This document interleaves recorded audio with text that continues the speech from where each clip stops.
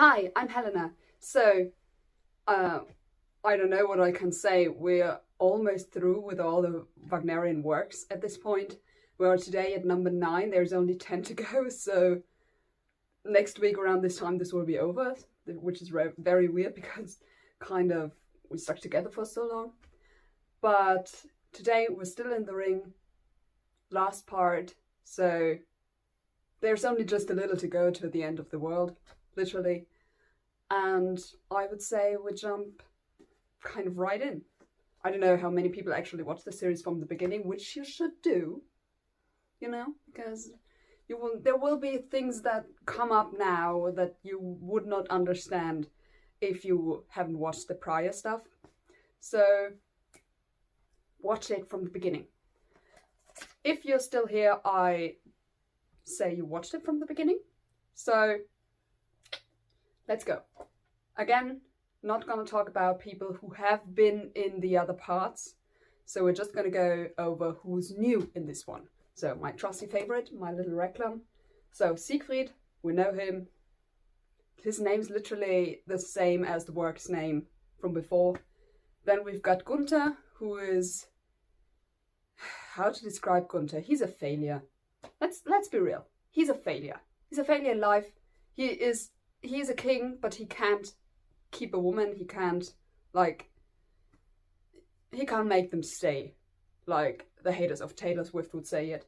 He can't make them stay because he's just horrible human being. Same goes for his half brother. So same mother, not the same father. Hagen is like the antagonist in this one. He's also the main antagonist if you talk about like the whole Nibelungen saga. So we've read a different version than this in school, and it's basically what you normally read is just Götterdämmerung. So in the normal Nibelungen saga, the other 3 parts are not a part of this, so Hagen is the primary antagonist.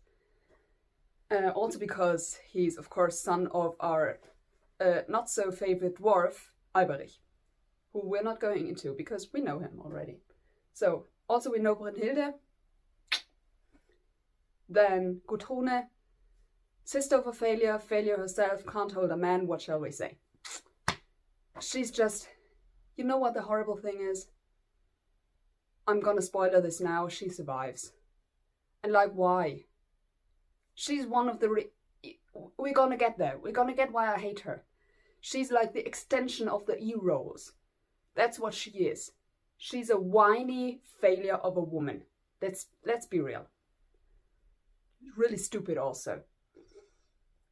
Then we have also Waltraute. So we've met Waltraute before, but she was just one of many. She was one of the Valkyries in the Valkyrie. So it's pretty... Normally today it is that there are 2 women portraying Waltraute. So normally, for example, in the New York Metropolitan version of the whole ring, there are 2 singers playing Waltraute. There's one for like the mass scene, and then there's one who is singing the solo Waltraute, I would say. This was not the case in the 19th century. Actually, there's a big display in the Bayreuth Festival House where there are all the roles and whoever played them originally, which is so cool. At least for me, geek. I'm sorry. For me, this is cool. And at this time, Waltraute was played by one singer. So she was the same in the mass scene as the same as the soloist. So this is not what it is today anymore, because they normally have, especially because Waltraute is a very short role, they have one of the big singers. For example, Waltraud Meyer played Waltraute very, very often. Solo Waltraute, obviously, in Götterdämmerung. So then we have, oh god, I didn't look this up. This is so embarrassing. I think they're also called the Norns in English.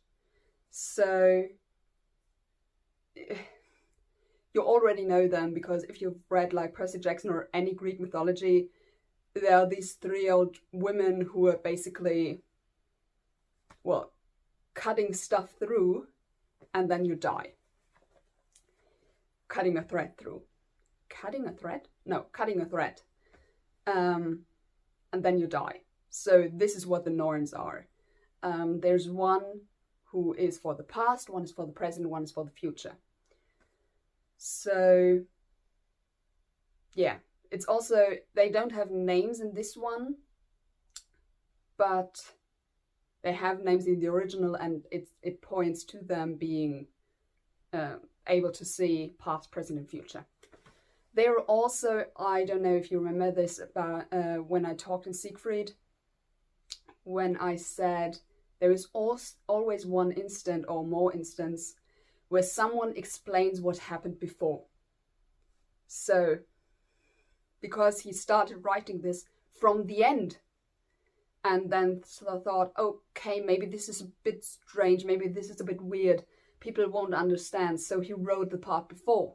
So now we're kind of at the first part. So he has the Norns and he has Waltraute to tell the people what has been happening. It's just a thing.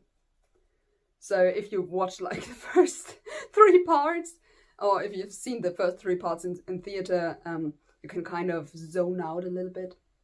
Just saying. Okay, the last are the Rhine maidens. Know them, hate them. Let's just go on. There's a lot of people who are not very good, or nice, or respectable, or like anything in this one. There's Brünnhilde and Waltraute. And if you now say, wait, Siegfried, he's in this, okay? He's respectable. No, he's not. There was a very good thing that his father did that he does not do. And this is never drink out of a cup before anyone else has drunk out of it. Just leave it at that for now. So, we're gonna go in now. So basically, we're still at, let's just say mountain at this point. We're still at the mountain, which is encased by fire still, even though Brünnhilde is woken up. And Siegfried is also there, but they are not on the scene now. So in the first scene, we have the 3 Norns who are basically explaining what has been going on before.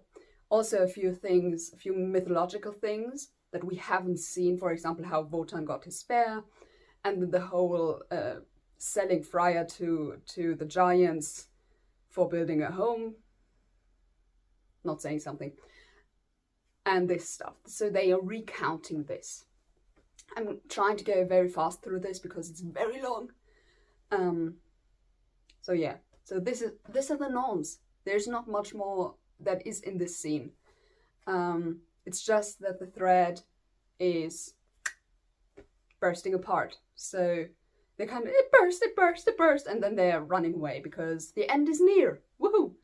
They're also, by the way, daughters of Erda, if you remember that. But that's not really important for the story. They just say that.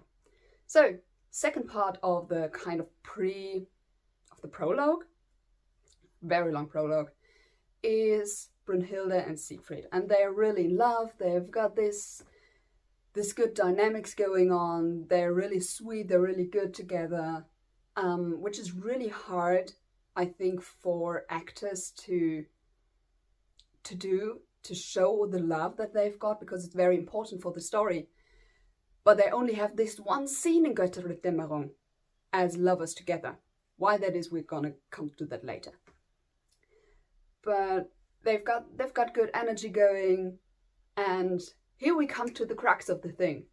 He gives her, if you remember it, he got like this ring from Fafner, and he gives her that. Was that an intelligent idea? No, it was not. It was the stupidest idea, because even though Siegfried has been, how should I put this, stupid enough not to be affected by the ring, Brünnhilde is. Brünnhilde is so intelligent that she knows what this ring means, and she's completely encased by the magic, by this ring. So, not a good idea, Siegfried. Like, no. Nah, really. And this is where it goes downhill, because as we know from the first part, which is Rheingold, the ring is cursed, gotta destroy everything you love, gotta die, the whole package. So now he's given it to her, the woman he presumably loves. Whoa. Never mind. So Siegfried's like, yeah, girl, this mountain's a little bit too little for me, but I still love you, and I'm just gonna go onto the Rhine, and then we're gonna go where it takes us. And she gives him, I think it's her shield. Should be. She gives him her shield. She gives him her horse, and he's still got his sword going. So she's basically, well, she can't defend herself. Also important for later, unfortunately. So Siegfried is going, beautiful musical piece in between, like, the scenes. Normally in the old times, which I learned now because, as you know, I also study theatre. In the old times, when the stage would change, the curtain would go down. So every time you have these really long, orchestral pieces where nobody sings, but the scenery changes, the curtain is going down, is closed, and then after the musical piece, it's going up again. You have a different scenery, because it's all feeding into the illusion. This is not done today most of the time, because it would probably be too much work, and they've got enough already, and they've got different ways to do that. So now we're going to go into the real thing. So this before was just a prelude kind of thing, a prologue.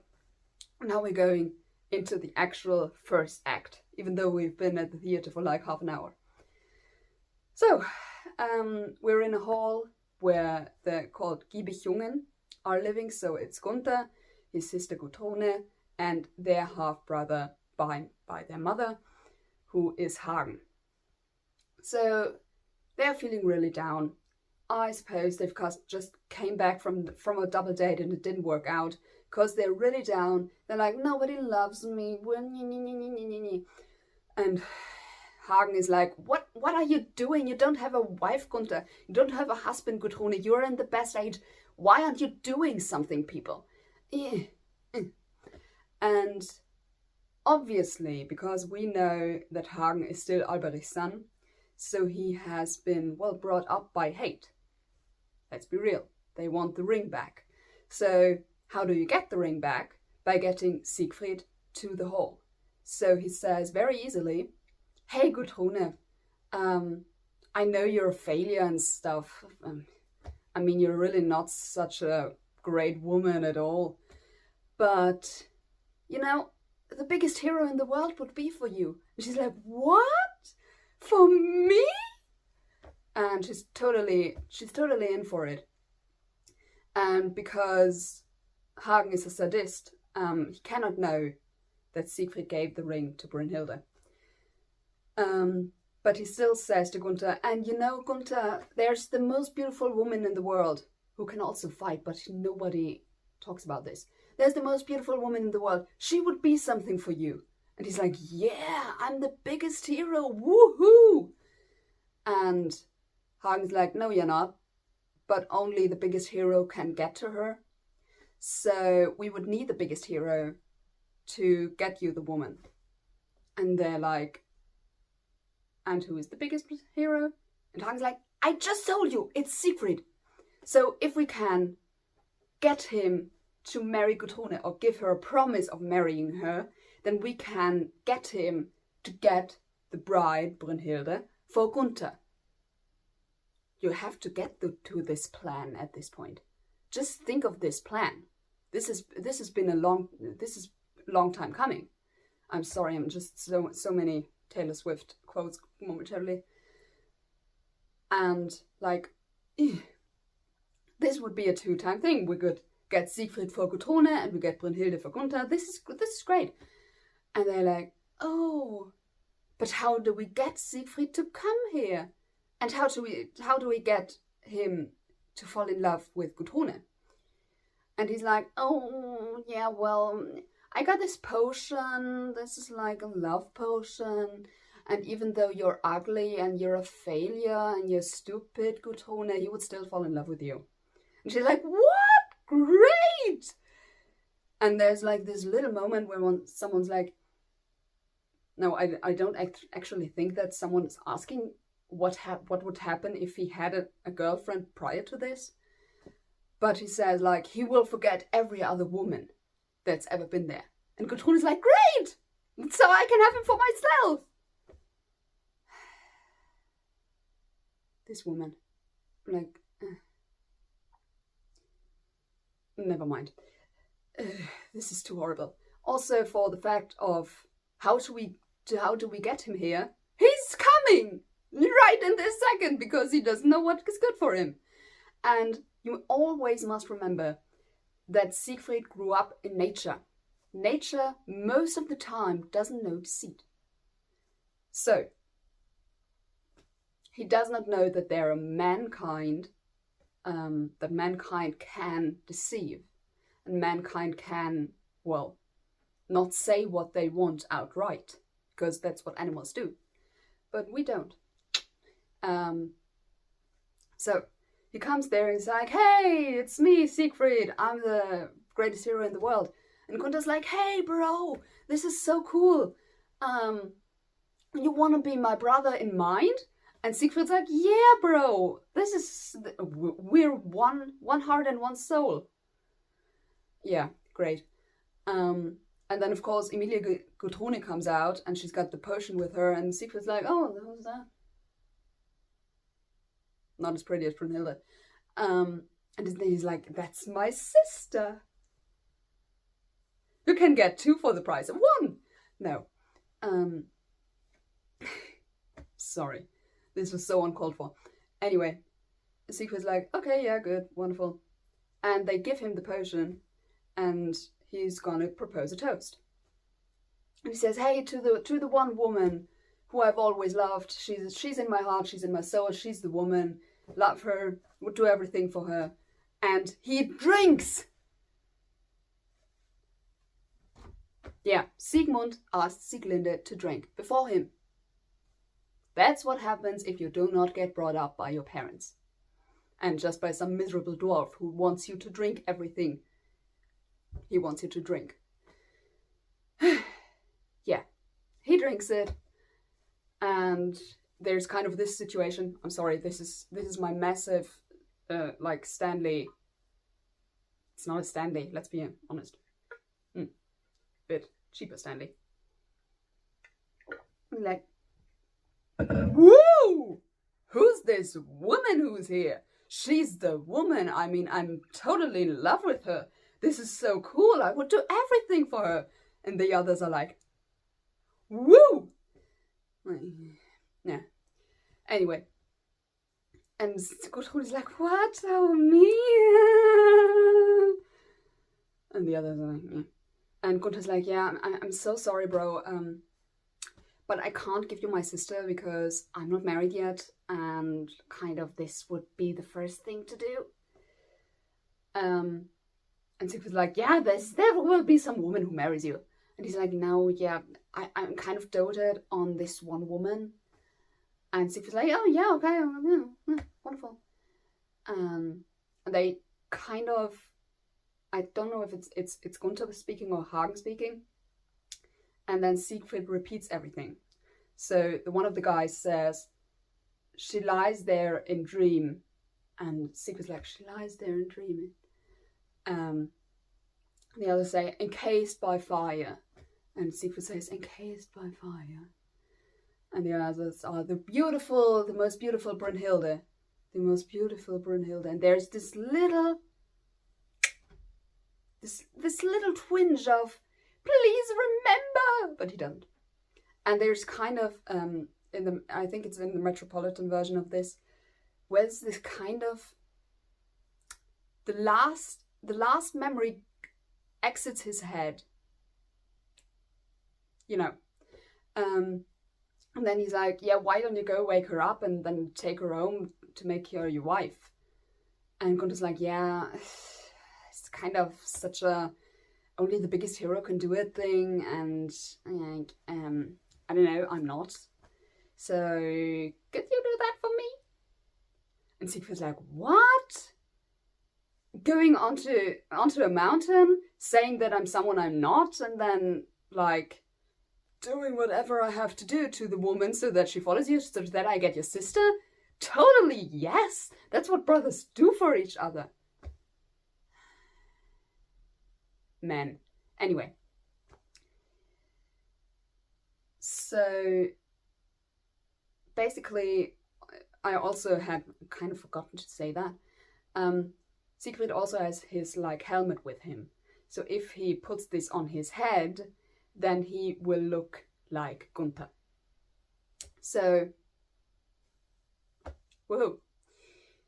Okay, so Siegfried and Gunther are going away, and Gudrun is like happily hopping into her chambers because she's so happy and she doesn't see anything wrong in what she did. She's stupid. Anyway.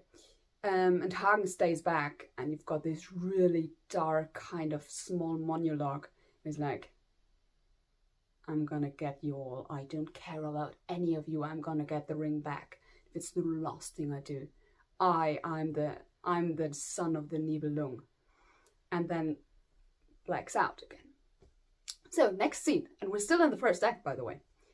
Next scene, first act, we are back on the mountain, and Brünnhilde is like also doing her Valkyrie version of hopping around, happily because she's got a guy, and the same guy as Gudrun at that. But then she hears wings, and these are the wings of her sister Waltraute's horse. So Waltraute comes to seek her out. If you remember in the Valkyrie, Wotan said to any Valkyrie who would come home to Brünnhilde and seek her out, she would, as Brünnhilde was intentional, would have been supposed to do, would be put to sleep and then, well, wait until the first man came to rape her and to get her and to wife her and to bat her and the whole ordeal. So alone the fact that Waltraute is coming makes her an incredibly brave character. Probably the bravest out of the three. Waltraud Meyer once said that she sees it as Waltraute thinking that she's better than the ring. So Waltraute doesn't think she will be affected by the ring because now she's in the ring's area. Waltraute comes to the mountain to retrieve the ring. But as soon as she comes near it, she's affected by the curse and she wants it and she greets it. She craves it. So, yeah, well, didn't work out as planned. Anyway, so Waltraute comes to the mountain, and she says like, "Oh, Brünnhilde, this is so horrible. Everything's gone downhill in Valhalla. Like the world ash. Yes, I think that's it. The world ash has been cut down, and all the pieces have been built around Valhalla, which was the home that Fafner and Father built, and all the dead who we have ever collected are inside the hall, and Wotan, he's not himself anymore. He came home from his last trip. He's been really changed since you've gone away, and then when he came back from his last trip, the spear was broken into by Siegfried, but she doesn't know that. The spear was broken into, and yeah, he's never been the same, kind of. And now we're just basically waiting for death. And then I crawled into his lap, and he was like, he didn't see me, he only saw you, Brünnhilde, and he said, I wish she gave the ring back, because if she gave the ring back to the Rhine maidens, then the curse would be broken, nobody would have to die, and all would be well. Woohoo! Yeah. Brünnhilde, unfortunately, more or less turned into a complete mortal at this point. She also began, like, when she met her sister, she was like, oh, you wanna be a part of my beautiful fate of having this guy? And Waltraud was like, no. And then she told the story. And Brünnhilde is like, yeah, I don't believe you. You just want my ring and, like, get out. She says this in a longer thing. And Waltraud is still greeting for the ring, which is sometimes portrayed, especially by Waltraud Meyer in the Metropolitan Opera version, or in the Milan version, where she's also Waltraud, because apparently there's no Götterdämmerung without her as Waltraud, before she, like, ended her career. I didn't see her as Waltraud on stage. I saw Christa Meyer as Waltraud, who's my who's my favorite Bayreuth actress, but never mind. Anyway, Brünnhilde kind of shoos Waltraud away, and Waltraud leaves without the ring, but at least she's planted this kind of a seed in Brünnhilde's brain of, if the ring returned to the Rhine maidens, then everything would be well. Of course it is not, because she only comes to this conclusion at the very end of Götterdämmerung, but we're almost through with the first act. And then Siegfried comes.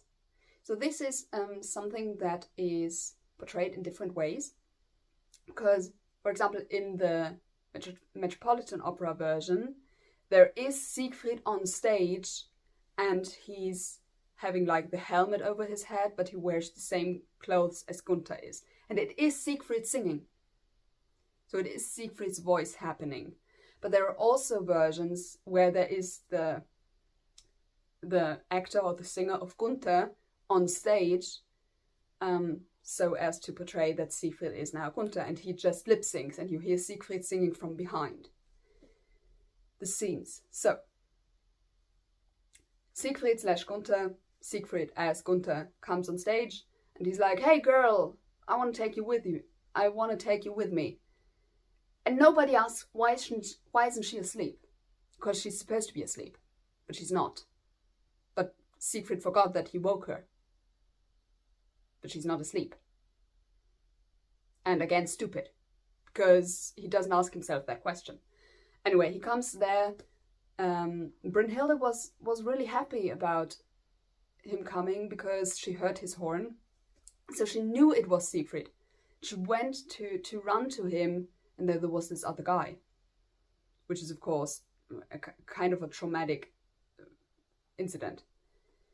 And she's like, no. I belong to a guy. She doesn't say his name. I belong to a guy. Here's the ring. It is here. You see it.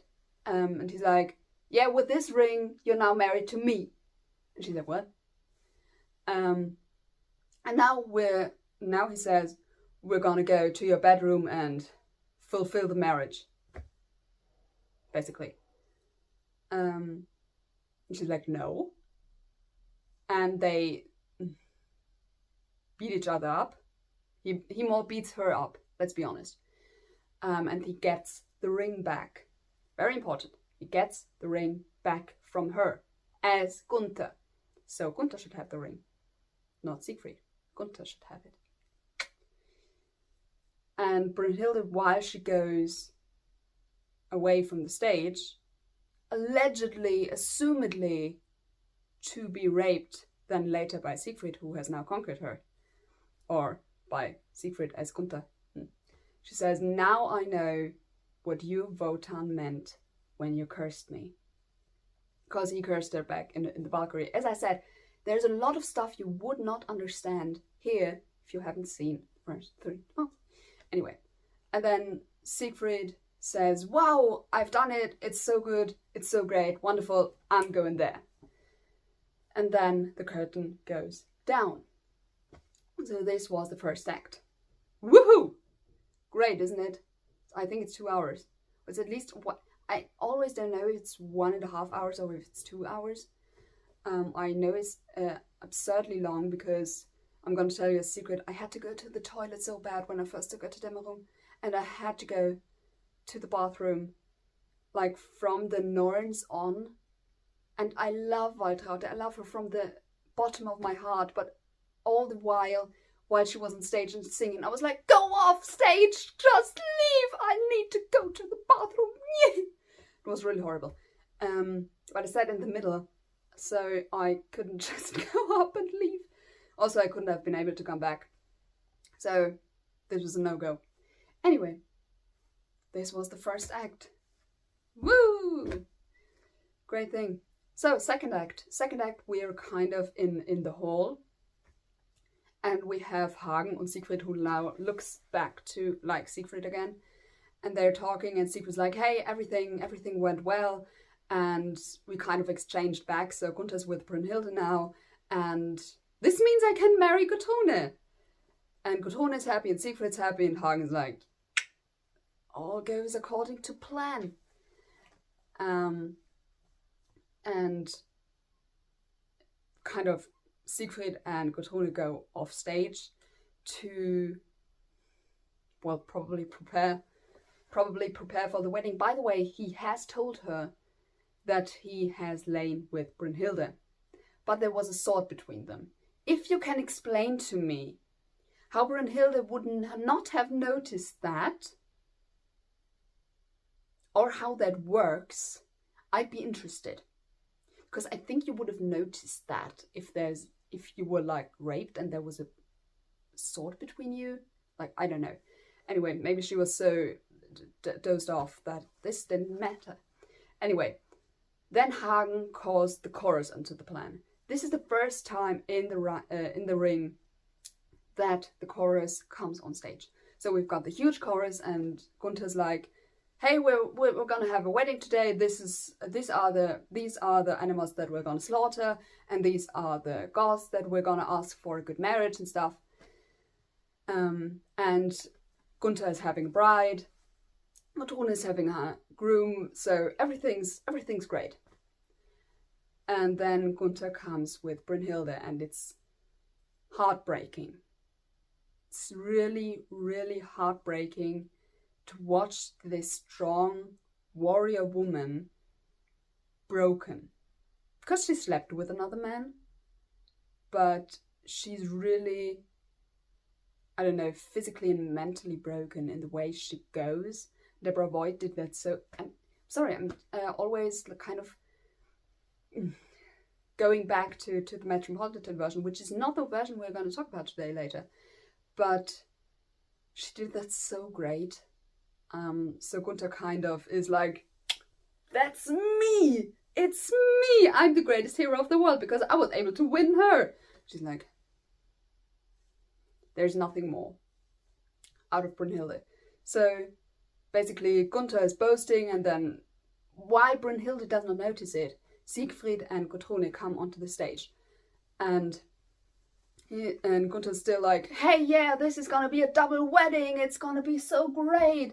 It's gonna be Brünnhilde and Gunther and Gudrune and Siegfried. And she's like, what? What was that? Siegfried? And also heartbreaking, she tries to go to him, and he doesn't remember her. He doesn't remember her, and he always redirects her to Gunther. And she of course says, Siegfried, you're my guy. What's happening here? What is going on? He's like, I don't know you. Like, no. And Brünnhilde is kind of broken by this. But then she sees the ring. And then there comes, of course, the question up. This was my ring. And Siegfried says, no. I got this from fighting with the dragon. I'm so sorry, I have to drink something.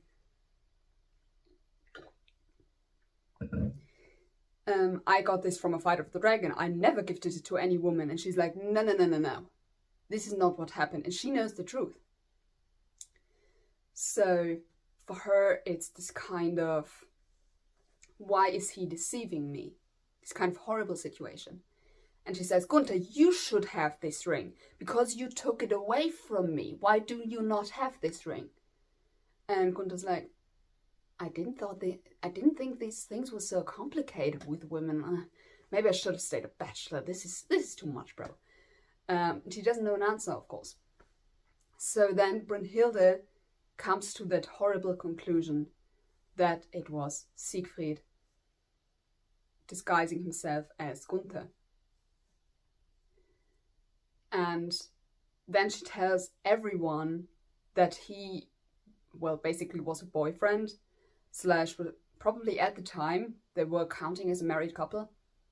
So that this was his guy, this was her guy, and that they've slept together on multiple occasions. And Siegfried's like, no. First of all, the first time we lay together, there was a sword between us. And Brünnhilde says, no. While we were together the first time, the sword was laying way off. And Siegfried is taking an oath on the spear of Hagen. So he's like, he's grabbing the spear and he's like, I swear to the gods that I have, whatever it is, I've never lain with her, or that there was a sword between us the first time we lay together. And then Brünnhilde pushes him away, which is not normal for women. A woman would not do this. But she pushes him away and she says, gods, hear me, destroy this man if he has lied, destroy me if I have lied,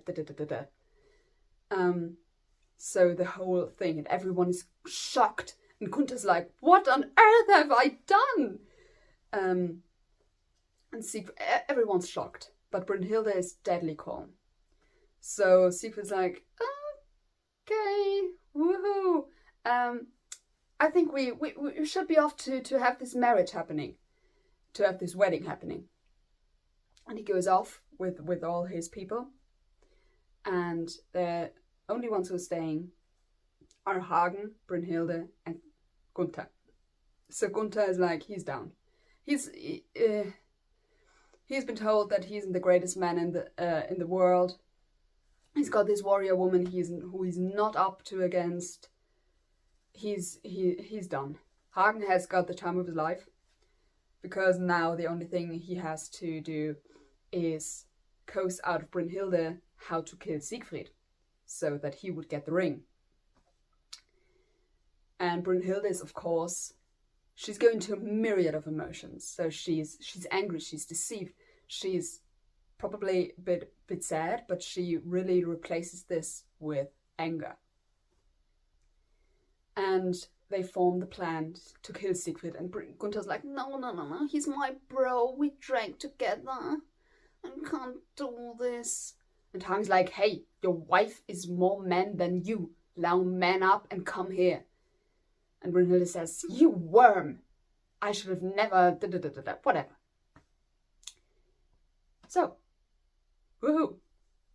Ultimately, Hagen says, I'm gonna do it. I'm gonna kill Siegfried. But he is supposed to be invincible.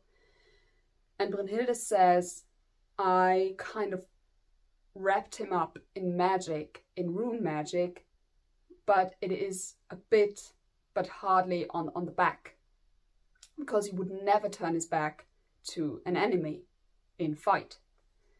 So his back is not protected. So Hagen says, this is where we're gonna go. We're gonna go into the back. He's gonna die. I'm gonna get the ring, and we're gonna be fine. And Gunther's like, really? So, woohoo! And they've kind of had this, one of the very few instances where you have multiple people singing at the same time. This is not something that normally happens with Wagner.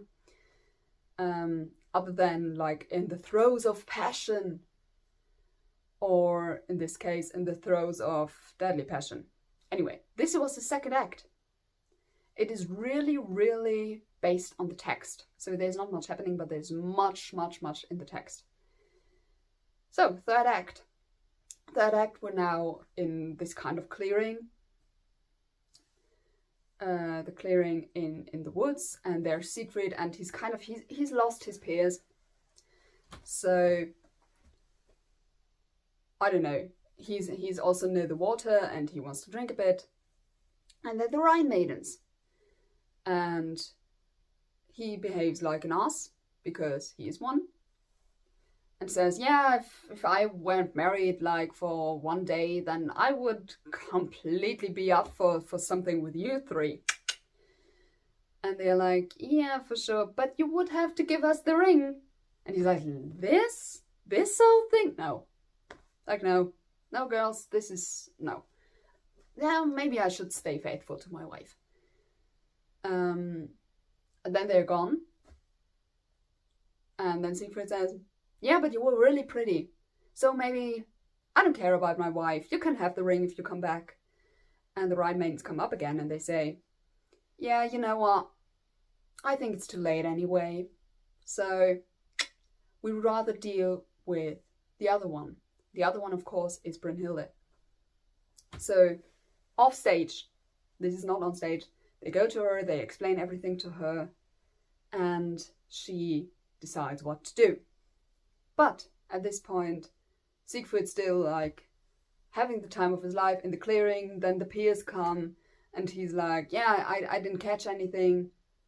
Should we do something? Should we do something together? Eat and drink, obviously. And Hagen gives him... Not yet. And they say, hey Siegfried, can you tell us of the stories of your youth?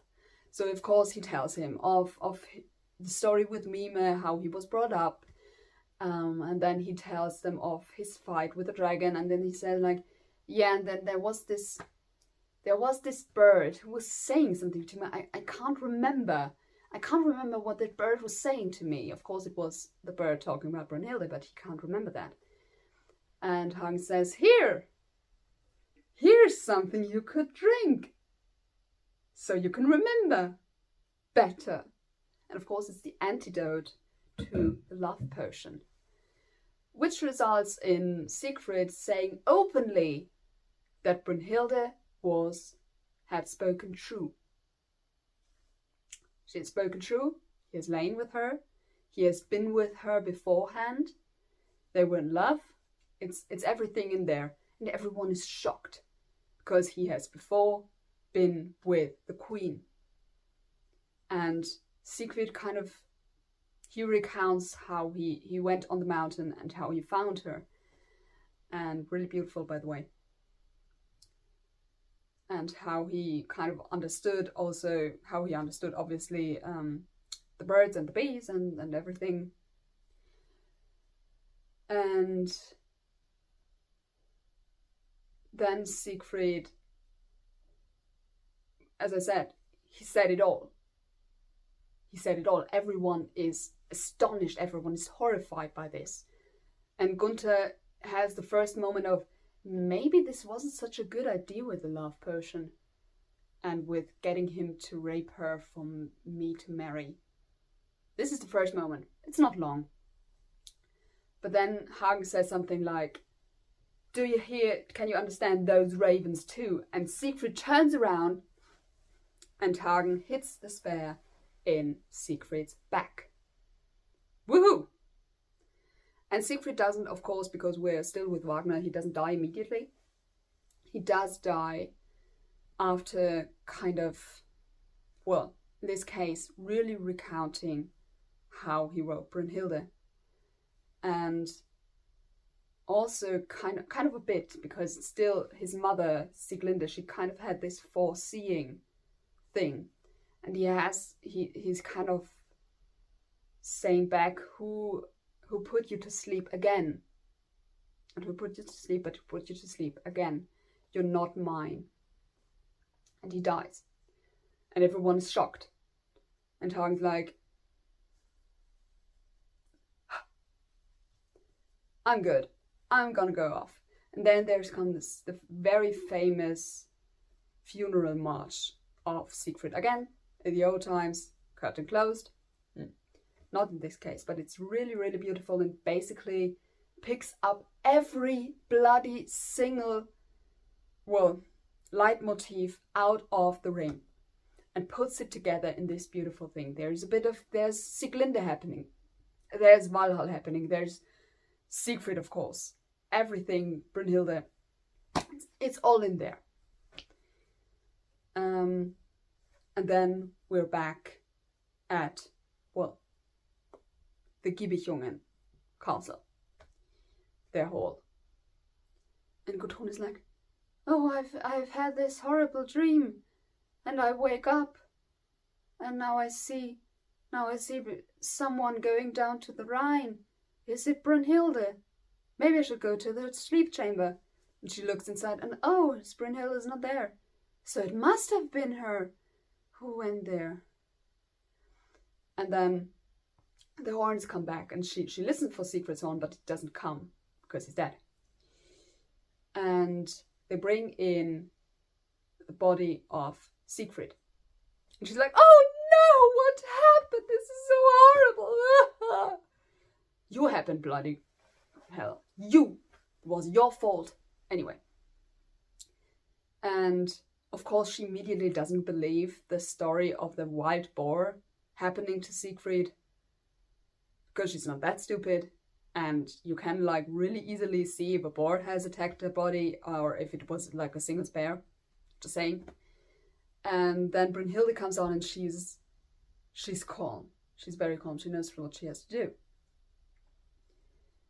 And she comes in and Gudrun is like, it was all your fault.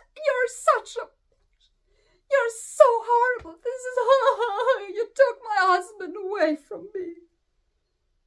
And Brünnhilde is like, yeah, between us girls, I was the wife, you were the side chick. Sorry to tell you. And Gudrun is like, what? And Brünnhilde is like, I've been the one for him. I've been his partner. And Gudrun is like, oh, so she was the one who he was originally in love with, and I gave him the love potion and they fell in love with me, and she was your... I'm sorry. If you have any Gudrun in your life, I'm so sorry for you. This is really, no one should ever have someone like this in your life. And she survives. This is the most horrible thing. Unless it's really the end of the world and they all die, obviously. But it doesn't die explicitly. Anyway, Hagen comes up and he says, yep, I killed him and the ring there is mine. And then this is a controversial one. So I think in the with Richard, it is that his hand goes up. So in the original saga, it was that his wounds began to bleed again when the murderer came near him. So now when the murderer, Hagen, comes near Siegfried, his hand goes up. And he was like, whoa! This is weird. And Gunther, I think I messed up the thing. Brünnhilde is not here yet. And Gunther comes up and he says, no, the ring belongs to Gudrun because she was his wife. Yeah, we're still at this point. And Hagen says, bro, you know that you wanted me to kill him, didn't you? I mean, like, just saying that out here. And he kills Gunther. So Hagen kills Gunther and Gudrun is like, what? And then Brünnhilde comes and then there's this whole, oh, maybe this was wrong with the love potion thing. I'm sorry. I don't like her. You may have noticed that. But anyway. And Brünnhilde has this beautiful, I think, what she sings is 15 minutes long. This beautiful monologue. And basically it entails everything. We can't go through everything at this point. But she gets the people to get up Siegfried's body and put it on, well, I don't know, I think it's a ship. So this is an old Viking tradition to have a body on a ship and then set it on fire. And he's in the middle of the Rhine, which I don't know how they would do that, especially specifically on stage with the Rhine. But never mind. So he's out on the Rhine and Brünnhilde takes her horse back that Siegfried had borrowed, which also no one asked. Like, Siegfried, whose horse is this, bro? So she takes her old horse and with the sounds of the Valkyrie, the Ride of the Valkyries, she rides onto Siegfried's flaming boat, which is already aflame. And, well, the boat, well, sinks, ultimately. And Brünnhilde dies with it. And so she says, she takes the ring back from Siegfried. I don't know. I completely messed up the order. She took the ring back from Siegfried and she said, once I am back with the ring in the Rhine with my dad, it will be washed from the curse. And Hagen's like, what? Then I can get it back. She isn't supposed to go in the Rhine. But he can just stand there. And while Brünnhilde is already dead, and also so is her horse, then he jumps into the water and tries to get to the ship, tries to get to the ring. And, well, the Rhine maidens drown him. They did something good after all.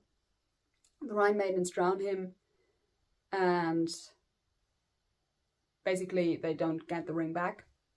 He doesn't get the ring back, and the Rhine maidens get the ring instead. So, water is washed free, and also, while the fire encased Siegfried's body, it also, Brünnhilde sent fire, aka the god Loge, who was still... I really left out too much. Just noticing that now. Anyway, basically, while Brünnhilde sings this huge monologue, there are ravens waiting for her to set her husband's body, her husband's ship, on fire. And she told the ravens to go to her old mountain where there's still Loge, aka fire, encasing the whole thing. And she tells the ravens to tell Loge to go to Valhall and burn it down.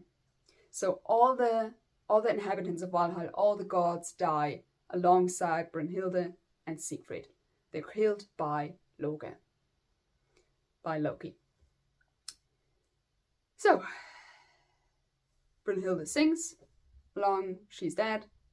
Brünnhilde and Siegfried sink down to the bottom. The Rhine maidens are happy. Hagen's drowned. Gunther's also dead. Guttorne lives for some reason, because why not? So, as I said, the 5 surviving people out of this whole thing are the Rhine maidens, Alberich and Guttorne.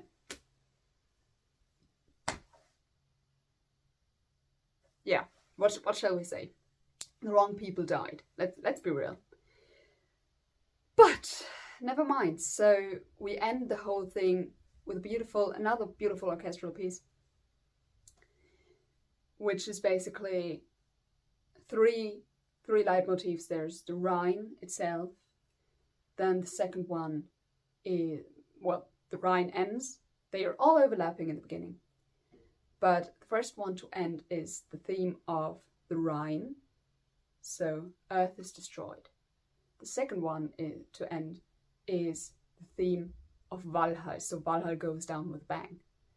So after Earth is destroyed, Midgard is destroyed, now the gods are destroyed.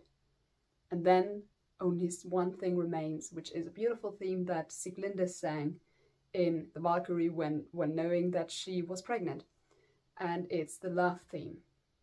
And the love theme remains and it fills the audience. And it's beautiful and it's, wow, just great. And then it ends. So, shockingly, this was the ring. A really long one, this one. So, we've got basically from the beginning of the world to the end of the world in 4 weeks. Woohoo! Great, isn't it? Yeah, I think it's really beautiful. It's long at times, obviously, because, as I said, there are these parts where they're retelling stuff from before. It's always happening. They are the norms. They are Waltraute. This is it's a thing. So very short introduction to the production I want to introduce you today to, which is this one. This is from the 90s. Is it that? Oh yeah, June and July 1991. This is interesting. Normally it's in July and August, or in August and anyway. So great production. It's a bit more. Is it on there? Yeah, Kupfer. Yeah, Harry Kupfer. Yep. So he's done a great job with this. Let's be real. It is so beautiful. And Evans, who plays Brünnhilde, she's so good. She's so strong. She's wow. She's basically fire herself, and it's made, especially the last part when Siegfried's dead, is made so beautifully. And they actually staged the part where Brünnhilde talks to the Rhine maidens, and there's kind of this not a cliff going on. There's a rift on the stage. She's kind of sitting at one side, and she's talking to the Rhine maidens during the funeral march. And on the other side of it all, there is a man. He's very big. He's got a hat on his head. He's got 2 pieces of a spear, and he's just sitting down on the other side. And they just look in the same. I don't know if they look really at each other, or if they meet each other, kind of. But it's such a strong scene, and it's really, really well made. I'm probably all the Americans and like the older fashioned ones, I would say, would be pretty shocked by this version. But it's really, really beautiful. It's really good. Also, Siegfried Jerusalem plays Siegfried. I mean, what shall we do? Come on.